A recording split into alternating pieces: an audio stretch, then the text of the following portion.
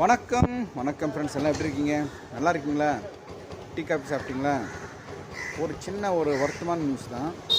ரோஸியை கிட்டத்தட்ட ஒரு 10 நாளாக காணல. சிக்கன் பண்ணாலும் மீன் பண்ணாலும் கரெக்டாக வாசல் வந்து நிற்கும். டெய்லி பால் மேலே ஊற்றுறப்ப கரெக்டாக வந்துடும். அது ஒரு 10 நாளாக இல்லை. நேற்று நைட் நானும் ஒய்ஃபும் அப்படியே வாக்கிங் மாதிரி போயிட்டு நம்ம ஏரியா ஃபுல்லாக சுற்றி பார்த்துட்டு வந்துட்டேன்.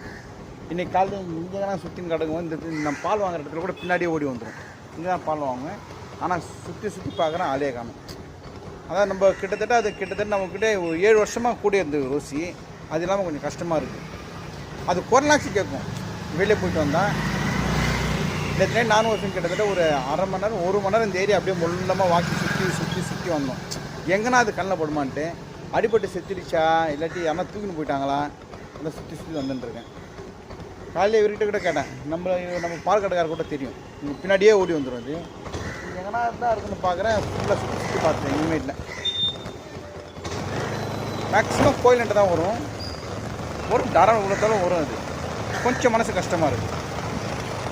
ஏன்னா டெய்லி நம்ம பார்த்துட்டு ஒரு 10 நாளாக பார்க்கலாம். அது ஒரு சில சமயம் 5 நாள் 6 நாள் இருக்காது, எங்கன்னா ஓடும்.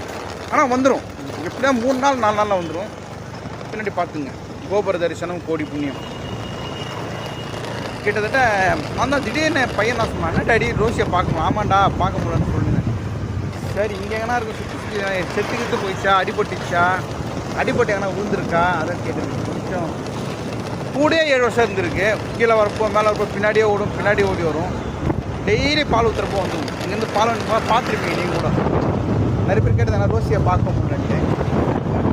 இது கொஞ்சம் கஷ்டமாக தான் இருக்குது. இவ்வளோ தொலை சுற்றி கேட்டுருக்கேன், கண்ணில் படுமான்ட்டு. இவ்வளோ தொலைலாம் வராது. ஆனால் எடுத்துன்னு போயிட்டாங்களா, இது